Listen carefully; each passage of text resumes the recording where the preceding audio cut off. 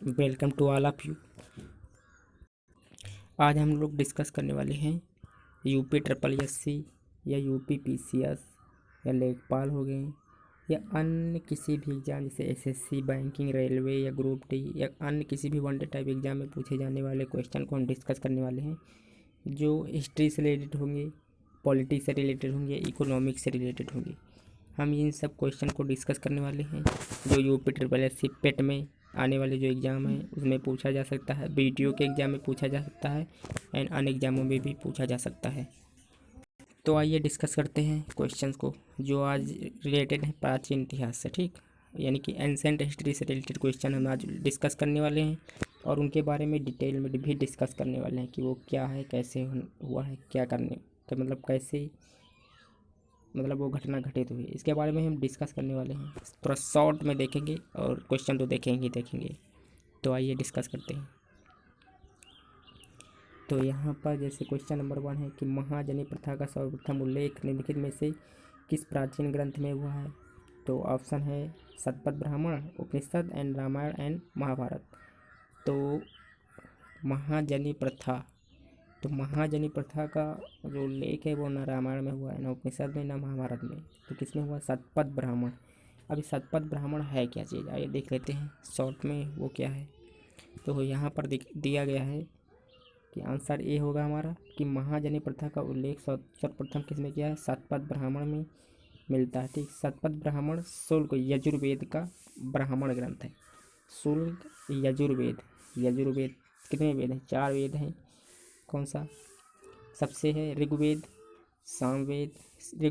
Yajurveda, Samaveda and एक वेद और है, कौन, क्या नाम है उसका?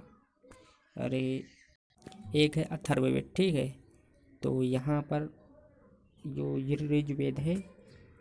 ऋग्वेद का ब्राह्मण ग्रंथ सबसे प्राचीन, जो ऋग्वेद का ब्राह्मण ग्रंथ है वो सबसे प्राचीन ब्राह्मण ग्रंथ है। इसके लेखक स्वयं ऋषि याज्ञवल्क्य जी हैं। तो आप उन लोगों ने देखा होगा रामायण महाभारत, इसमें ऋषि याज्ञवल्क्य जी का जो क्या होता है चर्चा होती है, तो वहीं से लिया गया है ये। तो अब यहाँ पे एक सबसे इम्पोर्टेंट क्वेश्चन है कि सत्यमेव जयते कहाँ से लिया गया है। तो कहाँ से? शतपथ ब्राह्मण से, ईशोपनिषद से, महाभारत से या मुंडक उपनिषद। तो हमारे हिसाब से तो इसी ऑप्शन सही है, मुंडक उपनिषद से। और मुंडक उपनिषद यहीं से लिया गया हमारा सत्यमेव जयते। तो यहाँ पर आइए देखते हैं क्वेश्चन। तो सत्यमेव जयते मुंडकोपनिषद से लिया गया है। इसी उपनिषद में यज्ञ की जो तुलना होती है, यज्ञ जो होते थे हवन की तुलना किससे की गई है? टूटी नाव से की गई है। और मुंडकोपनिषद अथर्ववेद से क्या है यहाँ पर? मुंडकोपनिषद अथर्ववेद से संबंधित है। तो ये हमें याद रखना है कि ये भी क्वेश्चन बन सकता है कि मुंडक उपनिषद किससे संबंधित है, किस वेद से संबंधित। तो ये अथर्ववेद से संबंधित है। यह भारत का आदर्श वाक्य है, ठीक। तो ये सत्यमेव जयते, जो जितने भी हमारे एडमिनिस्ट्रेटिव सर्विसेज होती हैं वहाँ पर सत्यमेव जयते लिखा होता है। तो सत्यमेव जयते उत्तर प्रदेश की कहाँ स्थित है? वाराणसी में स्थित सारनाथ में 250 ईसा पूर्व मौर्य सम्राट अशोक का नाम सुना होगा ना, मौर्य सम्राट द्वारा बनाए गए सिंह स्तंभ के शिखर पर अंकित है। एक सिंह का स्तंभ बना हुआ उसके शिखर पर अंकित है। भारत सरकार द्वारा यह चिन्ह 26 जनवरी 1950 को अपनाया गया। तो ये हमें ध्यान रखना कि सत्यमेव जयते भारत के वाराणसी में स्थित है, सारनाथ में, जो 2050 ईस्वी में मौर्य सम्राट के द्वारा बनाया गया था, जो सिंह स्तंभ के शिखर पर अंकित है, यानी जो सिंह का स्तंभ बना है उसके शिखर पर अंकित है। भारत सरकार द्वारा इसे 26 जनवरी 1950 को इम्प्रेस किया गया है या अपनाया गया है। What is the oldest Veda of the, ठीक। तो प्राचीनतम वेद कौन सा है? तो सबसे प्राचीनतम वेद या ओल्डेस्ट वेद कौन सा है? तो ये है हमारा ऋग्वेद।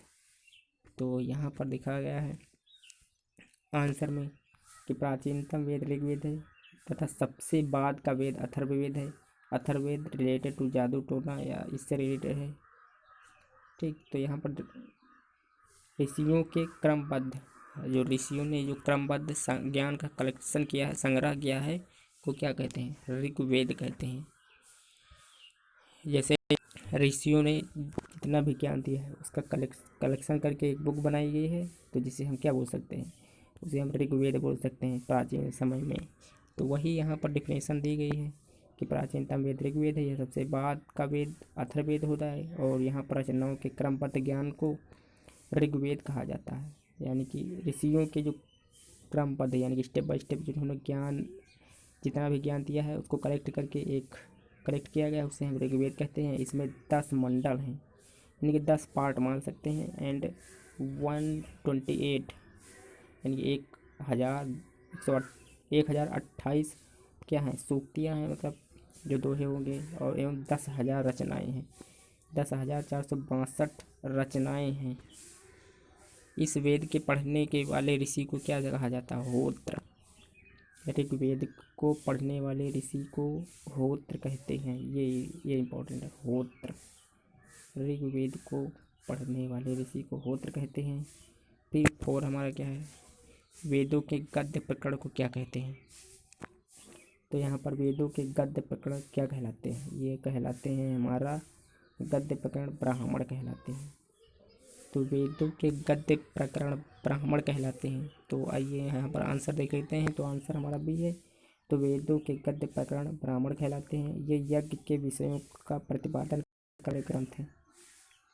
वेदों के गद्य प्रकरण ब्राह्मण कहलाते हैं। एक तो क्वेश्चन ये इंपॉर्टेंट है, ये यज्ञ के विषयों का प्रतिपादन करते हैं।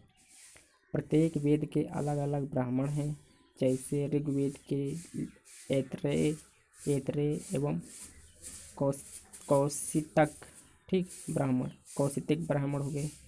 सामवेद के पंचावेश या ताड़ भी बोल सकते हैं, षडावेश एवं जैमिनीय ब्राह्मण हो गए। यजुर्वेद का शतपथ ब्राह्मण एवं अथर्ववेद का गोपद ब्राह्मण। उपनिषद परमेश्वर, परमात्मा और आत्मा के स्वभाव और संबंध का बहुत ही दार्शनिक और ज्ञानपूर्वक वर्णन है।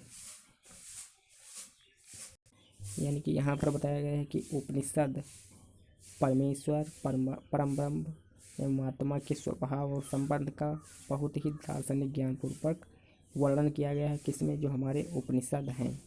ठीक, आइए अब नेक्स्ट क्वेश्चन देखते हैं। तो यहाँ पर हमारा नेक्स्ट क्वेश्चन है, निम्नलिखित में से कौन सा ज्ञान के सिद्धांत पर बल देता है? यहाँ पर जो उपनिषद हैं ये ज्ञान के सिद्धांत पर बल देते हैं। ठीक, उपनिषद हमारे ज्ञान के सिद्धांत पर बल देते हैं। एक है योग दर्शन, सांख्य दर्शन एंड वेदांत दर्शन। तो आइए आंसर देखते हैं। तो डी ऑप्शन हमारा सही। उपनिषद हिंदू धर्म का महत्वपूर्ण सुनने वाला ग्रंथ है। ये वैदिक वांग्मय के अभिन्न भाग हैं। ठीक, यानी कि इन्हें अलग नहीं किया जा सकता, ऐसे भाग हैं। तो इसमें परमेश्वर यानी कि ईश्वर, परमात्मा, ब्रह्म और आत्मा के स्वभाव और संबंध का बहुत ही दार्शनिक यानी कि फिलोसफर तरीके से एंड ज्ञानपूर्वक वर्णन किया गया है, यानी कि डिटेल में वर्णन किया गया है। दुनिया के कई दार्शनिक फिलोसफर जो है उपनिषद का सबसे अच्छा ज्ञान कोश मानते हैं। यानी कि उपनिषद एक बढ़िया ज्ञान का क्या है, भंडार है, यानी कलेक्शन है। तो ये संस्कृति से जुड़े हैं, यानी कल्चर से हमारे जुड़े हुए हैं। 17वीं सदी में, यानी कि 17वीं सदी 17th सेंचुरी, यानी कि 1600 ईस्वी में दारा शिको एक राजा था। दारा शिको ने उपनिषदों को फारसी भाषा में अनुवाद किया। फिर हमारा नेक्स्ट क्वेश्चन देखने वाले हैं। ऋग्वेद में निम्नलिखित में से किस देवता की सर्वाधिक महत्ता का वर्णन किया गया है? तो ऋग्वेद में इंद्र देवता बहुत ही इम्पोर्टेंट मायने रखते हैं। ठीक, ऋग्वेद में, तो ऋग्वेद से इंद्र देवता हमारे रिलेटेड हैं। तो यहाँ पर दो तरह हैं, यहाँ पर भी द में दो तरह रा लगे हैं। ठीक, तो ऋग्वेद प्राचीनतम, इससे हम पहचान सकते हैं कि ऋग्वेद जो है इंद्र से रिलेटेड है। तो ऋग्वेद प्राचीनतम वेद है जिसमें 128, ऋग्वेद सबसे प्राचीनतम वेद है जिसमें 128 सूक्तियाँ हैं, 10,462 रचनाएँ हैं। ऋग्वेद के पढ़ने वाले ऋषियों को होत्र कहते हैं, ये इंपॉर्टेंट है। इसमें सर्वाधिक वर्णन इंद्र का है, और इंद्र के लिए 250 तथा अग्नि के लिए 200 ऋषियों की रचना की गई है। 200 रचनाएँ की गई हैं। इंद्र के लिए 250 और अग्नि के लिए 200 रचनाएँ की गई हैं। अशोक के आक्रमण के दौरान कलिंग पूर्वी प्रांत, यानी कि जो ईस्टर्न राज्य था, की राजधानी कौन सी थी? तो ये थी हमारी तोसाली। अशोक के आगमन के दौरान कलिंग पूर्वी प्रांत की राजधानी कौन सी थी? तो ये थी तोसाली। तो यहाँ पर बताया क्या गया है कि अशोक के आक्रमण के दौरान कलिंग पूर्वी प्रांत की राजधानी तोसा ली थी। अशोक ने अपने राज्याभिषेक के 8 वर्ष बाद अर्थात आक्रमण के दौरान कलिंग, तो यहाँ पर क्या है कि 8 वर्ष के बाद यहाँ पर 90 वर्ष 261 ईसा पूर्व में कलिंग की विजय की 261 ईसा पूर्व कलिंग की विजय की, इसका उल्लेख उसके 13वें शिलालेख में मिलता है। इसी युद्ध के बाद अशोक ने धम्म विजय की नीति अपनाई। तो ये हो जाएगा हमारा आंसर डी। यहाँ पर तोसाली हो जाएगी राजधानी की। कलिंग युद्ध के दौरान जो पूर्वी प्रांत की राजधानी कौन सी थी, तो वो तोसाली थी।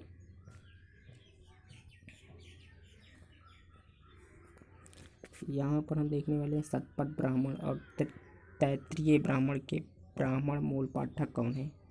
तो शतपथ ब्राह्मण और तैत्तिरीय ब्राह्मण, इनको पढ़ने वाले मूल पाठक कौन है। तो जो इनको पढ़ते हैं वो किसे पढ़ते हैं, तो शतपथ ब्राह्मण और तैत्तिरीय ब्राह्मण, इसे पढ़ते हैं हमारे यजुर्वेद, यानी कि ऋग्वेद के बाद जो हमारा ऋग्वेद आता है यजुर्वेद, फिर सामवेद, फिर अथर्ववेद। ऋग्वेद तो हमारा पहले आ जाता है। तो यजुर्वेद को जो पढ़ता है उसे शतपथ ब्राह्मण या तैत्तिरीय ब्राह्मण, और या तो हम इन्हें पढ़ते हैं तो इसे क्या बोलते हैं, इन्हें यजुर्वेद रिलेटेड, यानी जो यजुर्वेद को पढ़ते हैं वो ये ब्राह्मण कहलाते हैं, या तो शतपथ ब्राह्मण कहलाएंगे या तो तैत्तिरीय ब्राह्मण।